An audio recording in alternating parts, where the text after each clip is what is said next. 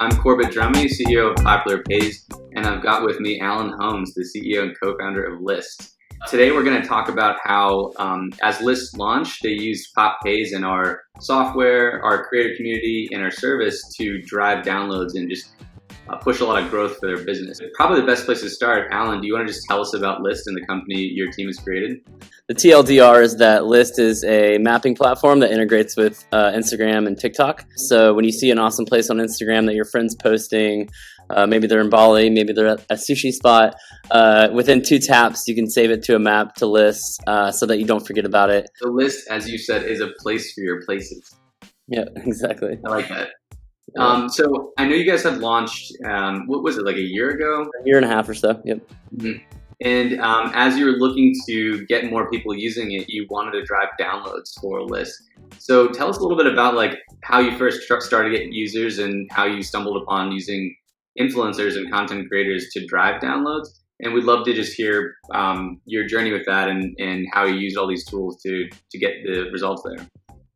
Right. So I don't know how common this is within startups at an early stage, but one of the things that we really focus on is marketing, and then taking time to talk to the users that we acquired through marketing, understand what their needs are, understand how they like the current features that we have, iterating on the product, so launching entirely new features based on their feedback, and then going back and doing more marketing to get more users in the it's almost like this never-ending loop of acquiring new users, listening to them, and then iterating on the app, and just doing that over and over again. The early days, it was all organic. It was people telling people, but then once we wanted to, get past that, we started to look at different marketing channels. As you were testing out different channels, it sounds like you had started out with paid Facebook ads, stuff like that, and then you first stumbled on influencers.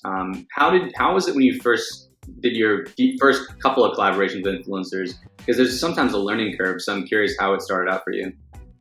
Yeah, so I think in the beginning, whenever you're bright-eyed and bushy-tailed, you're like, I'm just going to reach out to the 10 influencers I see on Instagram and ask them to post.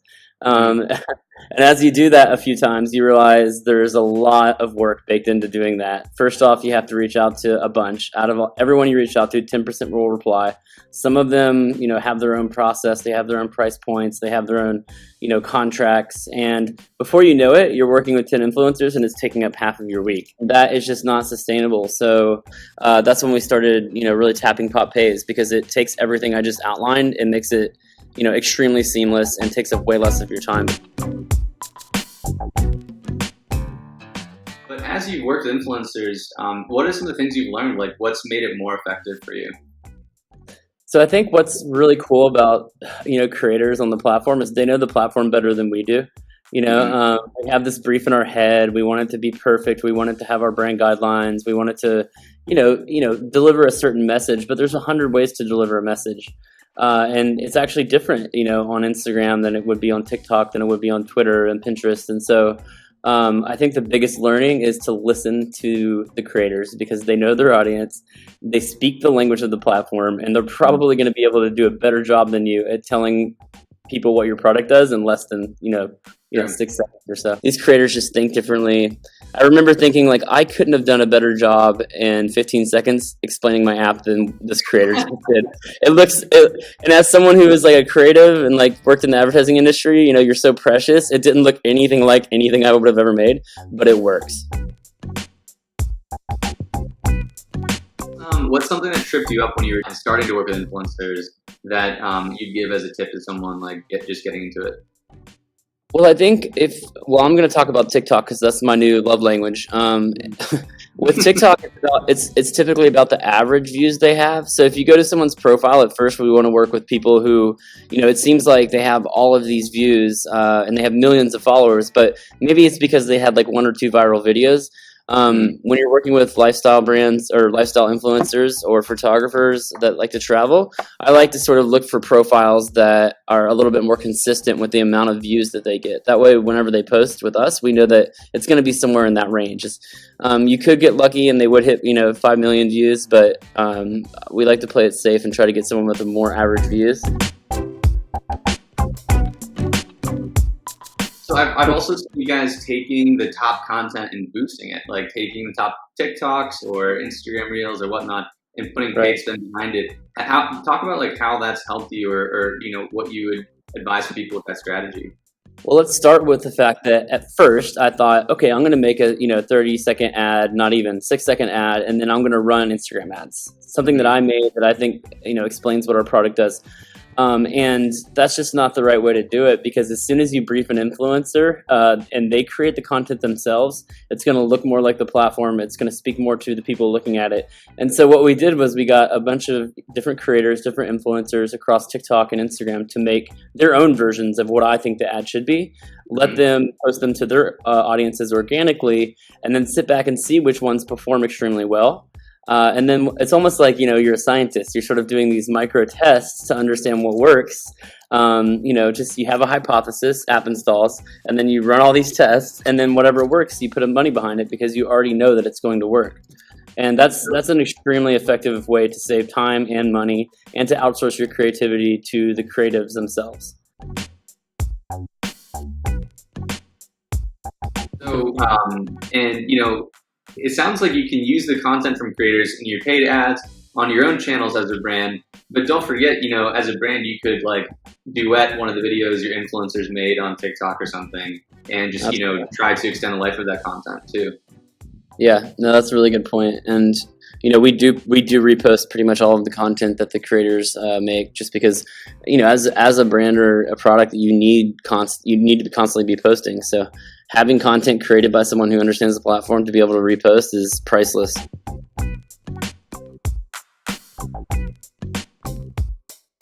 Like, how many creators do you need to work with so that you can find like at least a good piece of content to leverage in all those paid ads?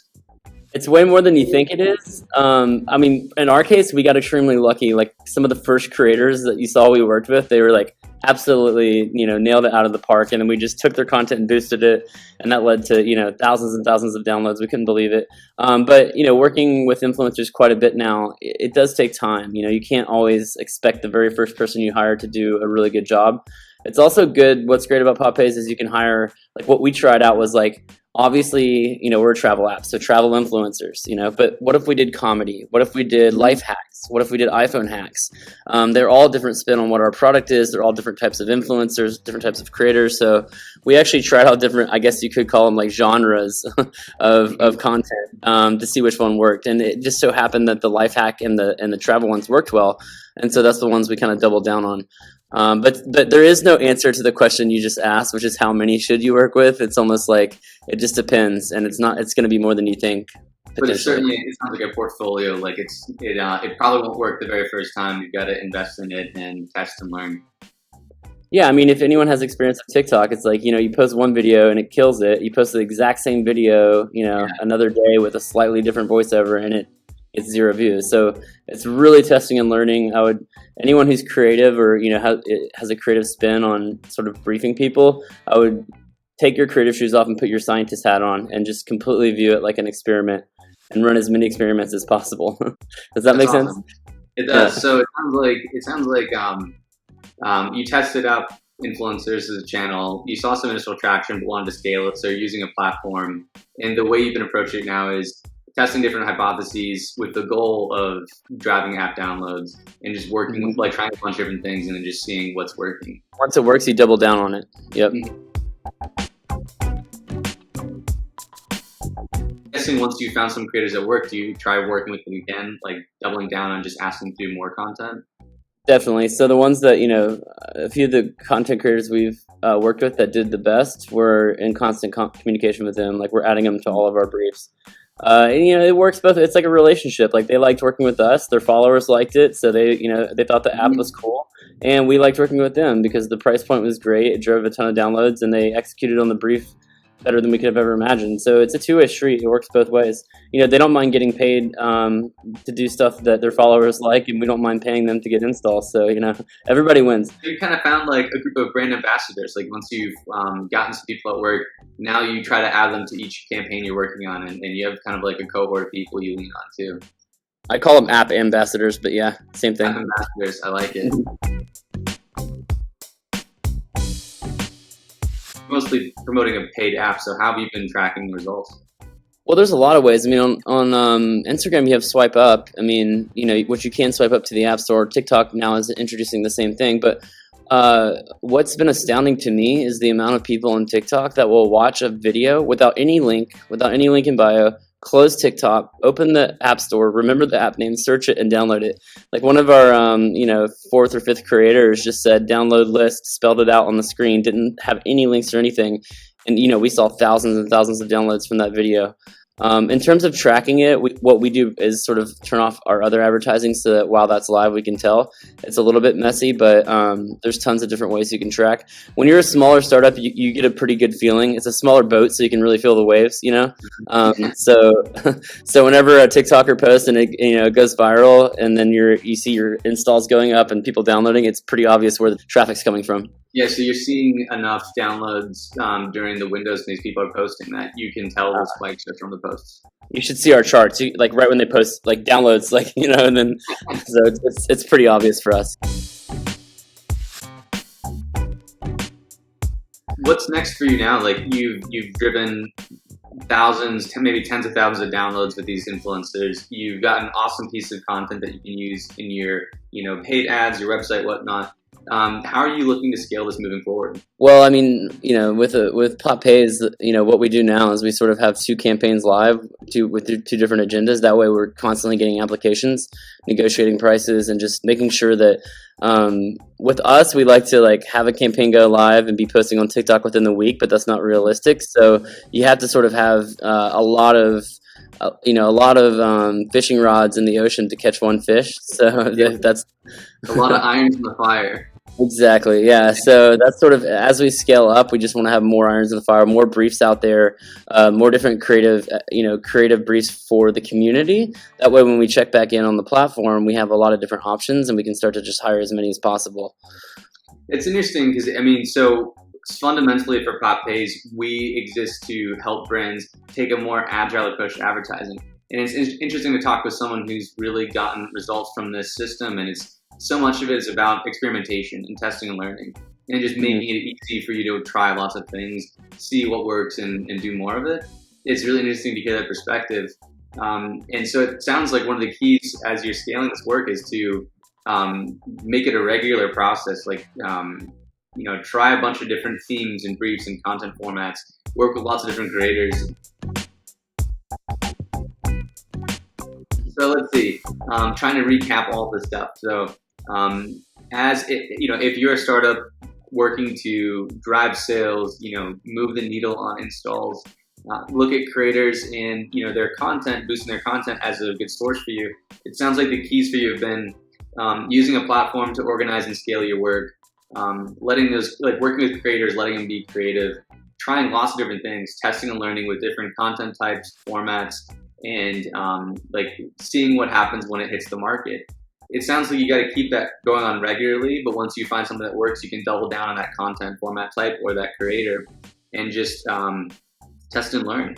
Yeah, anything you'd add to that? Any keys to success before we sign off? No, I think that was, you nailed it. First off, let creators do their thing. Second off, be agile, be ready to have them post all the time. Listen to what works, what doesn't, and then just double down on what does.